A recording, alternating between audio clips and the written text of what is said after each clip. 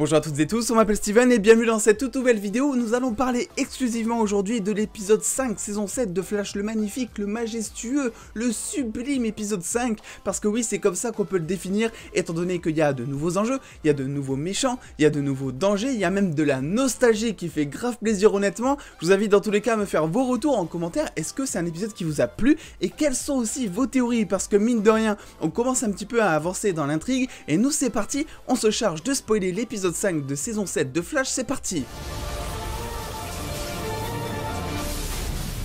Et on continue toujours dans cette quête finalement des 4 forces que Barry va mener au cours je pense de cette première moitié de saison. On a vu, rappelez-vous, dans l'ancien épisode, l'avant-dernier finalement, une méta-humain on va dire qui a la possibilité de se transformer en espèce de Hulk. Et d'ailleurs j'ai trop kiffé que Cisco dise non mais Miss Hulk c'est déjà pris. Donc du coup on va tout simplement l'appeler Furza. Mais là-dessus c'est vrai que du coup on va continuer un petit peu dans cette intrigue des 4 forces et on va découvrir un nouveau méta. Mais tout d'abord, si vous ne savez pas un petit peu ce que c'est ces 4 forces, j'ai trouvé une image qui va plutôt bien résumer. Voici un petit peu ce que sont les 4 forces. Vous avez à votre gauche la force Véloce, donc potentiellement celle de Barry, mais qui est incarnée ici finalement par la mère, celle qui incarnait dans la précédente saison la Speed Force, la force Véloce finalement. Elle est de retour ici, donc elle sera potentiellement gentille, et elle est gentille clairement, on l'a vu dans cet épisode, alors que dans les comics c'est plus une force qui est représentée par Flash en lui-même je crois. On a ensuite la force de la sagesse que vous voyez en bleu, qui est aujourd'hui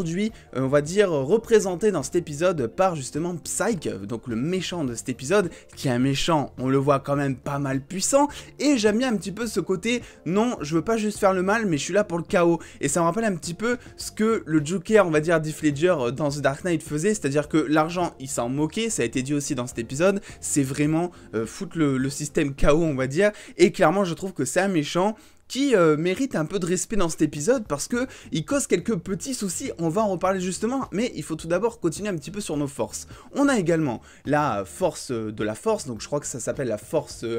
Colosse en français, donc en rouge, qui était donc incarné dans le précédent épisode par Furza, donc l'espèce de Miss Hulk entre guillemets, et ensuite on a toujours, et ça ce n'est pas encore là, la Steel Force, qui est on va dire la plus grosse force contradictoire à la force Véloce. Alors j'ai pas très bien saisi ce que c'était, mais je sais que plus ou moins c'est par exemple ce que fait Gorilla Grodd, je sais qu'il a plusieurs avatars, je sais que voilà c'est une force qui peut avoir plusieurs représentations physiques, mais je sais que c'est la force la plus cheatée on va dire de Flash, même si j'ai pas tellement compris en fait à quoi ça servait, parce que j'ai l'impression qu'elle se rapproche vachement de la force de la sagesse avec des manipulations un petit peu télékinésiques et tout ça. Mais mine de rien, cet épisode, parlons-en parce que je vous disais que dans le précédent épisode justement, que Cécile, voilà, j'étais un petit peu déçu parce que elle a justement des pouvoirs qui ont grandi et que ça aurait été top finalement au final de la mettre sur le terrain pour contrer les ennemis de Flash, d'autant plus que dans le dernier épisode, elle aurait pu clairement éviter que finalement Abracadabra meure parce qu'elle aurait pu contrôler son esprit, je vous l'avais dit dans ma précédente critique. Et là aujourd'hui, eh ben écoutez, on dirait que les showrunners de Flash m'ont entendu, ça y est, et ils ont mis Cécile sur le terrain, enfin c'est une expression de parole de dire, mais vous avez compris, Cécile est vraiment au cœur de l'action et c'est elle qui arrête Psyche et j'ai trouvé ça génial. On a aussi de la nostalgie, que ce soit au travers de Cécile qui va du coup utiliser le fauteuil de Devo pour amplifier ses pouvoirs, mais aussi autour des peurs de Flash, parce que vraiment revoir Savitar, revoir Eobard Thawne, mais c'était tout simplement génial. C'est voilà, et à chaque fois ils arrivent, ils sont forts pour ça, bien que finalement les dernières saisons de Flash n'étaient pas tip top on va dire, ils ont quand même le don à chaque fois d'y arriver à merveille, de voilà nous mettre un petit peu de nostalgie, un petit peu de Reverse Flash par là, un petit peu de Gorilla Grodd par-ci par-là aussi, et je doute pas que Gorilla Grodd va arriver. Je vous l'ai dit, dans les comics, Gorilla Grodd est un des avatars qui prend possession finalement de cette fameuse Steel Force que vous voyez ici, donc il est possible que pour le fanservice, étant donné que c'est un personnage qui est quand même grave apprécié des fans, mais aussi pour le scénario, et aussi pour le rapport aux comics, il est possible qu'il le fasse revenir, et que ce soit, on va dire, un avatar peut-être plus temporaire, parce que ce qu'il faut se dire, c'est que toutes les forces que vous voyez ici, généralement dans les comics, s'allient. Donc on a les 4 forces, donc Barry Allen va travailler avec tous les méchants que vous voyez ici, parce que ces 4 forces sont recherchées par le Black Flash. Là, vous savez, cette espèce de Flash un petit peu monstrueux que l'on a et qui cherche un petit peu à régler, on va dire, les irrégularités temporelles, on va dire. Et bien ici, dans les comics en tout cas, je crois que c'est ce qui se passe. Alors apparemment, il y a une des théories qui dit que le grand méchant de cette saison pourrait être Red Death, je crois qu'il s'appelait comme ça, et je connais pas du tout le personnage, il me semble même que c'est un nouveau speedster dans l'univers de Flash, mais ça je suis pas totalement sûr, hein, j'en mettrai pas ma main à couper, ne m'incendiez pas en commentaire s'il vous plaît, mais bref, dans tous les cas, ce qui est sûr et certain, c'est qu'on n'est pas vraiment au bout de notre surprise, on est dans cette quête finalement des 4 forces, et on va potentiellement avancer dans la suite des épisodes afin de rencontrer, voilà, cette fameuse Steel Force que vous voyez ici. Est-ce que ça sera Captain Cold? Est-ce que ça sera Gorilla Grodd? On ne sait pas tellement qui va le jouer. Est-ce que ça va être un tout autre personnage que l'on ne connaît pas encore? Ça, on verra un petit peu là-dessus. Donc la nostalgie, je vous en ai parlé, mais on a également plein d'autres choses qui sont présentes dans cet épisode de Flash,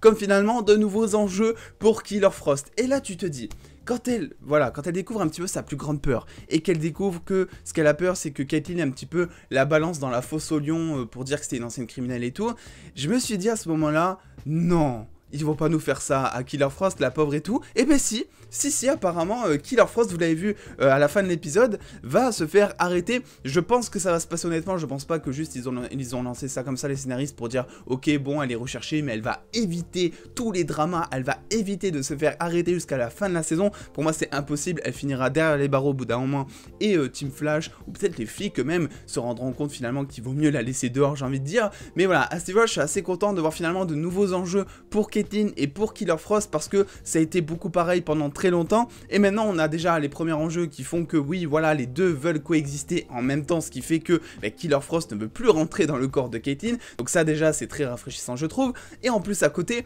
on a Killer Frost qui a peur un petit peu de sa nouvelle vie qu'elle va mener parce qu'elle sait qu'elle se trame un petit peu un passé qui est pas très cool. Donc là-dessus je dois dire que je suis plutôt content qu'il y ait un petit peu ce rafraîchissement, sans faire de mauvais jeu de mots avec Killer Frost justement, parce que c'est vrai que Killer Frost c'est un personnage qui est un peu trop en arrière depuis trop longtemps je trouve, et là ça y est on commence à nous mettre en avant. Alors c'était un petit peu le cas je crois en saison 5 où on apprenait un petit peu les origines des pouvoirs de Caitlyn avec Killer Frost qui était là depuis sa naissance je crois, des choses comme ça, donc elle était un petit peu mise en avant on va dire, mais là c'est vrai que ça faisait longtemps qu'on l'avait pas vu comme ça. Mine de rien il faut aussi dire que revoir la mère de Barry, enfin l'incarnation on va dire plutôt de la mère de Barry en tant que l'incarnation de la force Véloce, et ben c'est plutôt bien moi je trouve, parce que à chaque fois je vous le dis ils arrivent à nous remettre un petit peu de nostalgie et s'y arrivent parfaitement. Alors ça empêche aussi on va dire de recaster une nouvelle actrice pour le rôle et donc ça fait économiser des sous-sous je dois dire, mais ce qui est sûr c'est que dans le sens des fans et dans le sens du scénario je trouve que ça sert vachement et c'est plutôt intéressant aussi. En tout cas ce qui est sûr c'est que cet épisode je l'ai grave kiffé, d'autant plus que le méchant pour une fois ne me paraissait pas être un vieux méchant que l'on sait que Flash va arrêter à la fin de l'épisode parce qu'ils vont trouver une espèce de formule d'équation ou je sais trop quoi. Je suis plutôt content parce que tout cet épisode repose entièrement sur son méchant et pour une fois, il y a quand même de bons méchants dans Flash, mais là on a vraiment un très bon méchant secondaire, même si il est pas tellement plus secondaire, mais je considère pas vraiment que c'est le vrai méchant étant donné que comme je vous l'ai dit, il y a potentiellement toutes les forces qui vont s'allier à Flash pour combattre un plus grand méchant je pense. Mais voilà, c'est vrai que ce méchant était plutôt intéressant, tu sens qu'il est dangereux, tu sens que Team Flash ne peut pas le battre et tu sens aussi que finalement même avec la technologie de Cisco qui permet habituellement de battre tous les méchants à chaque épisode, et ben même là quand tu comprends que ça fonctionne pas, t'es plutôt content et tu te dis comment est-ce qu'ils vont faire. Et pour ça, utiliser Cécile et l'ancien fauteuil de Devo, c'était vraiment génial. Bref, un épisode exceptionnel, je l'ai grave kiffé du début à la fin, il est passé vraiment en 10 minutes. Je vous invite dans tous les cas à me dire ce que vous avez un petit peu pensé de celui-ci et à me faire vos théories concernant ses forces apparemment. Est-ce qu'il y aurait un plus gros méchant contre ces 4 forces qui s'allieraient par la suite? N'oubliez pas de lâcher le petit pouce bleu si cette vidéo vous a plu et à me suivre sur les réseaux sociaux pour avoir beaucoup plus de news en exclusivité et en avance. Et en attendant les dos, prenez soin de vous, faites-vous bien kiffer, des bisous les dos.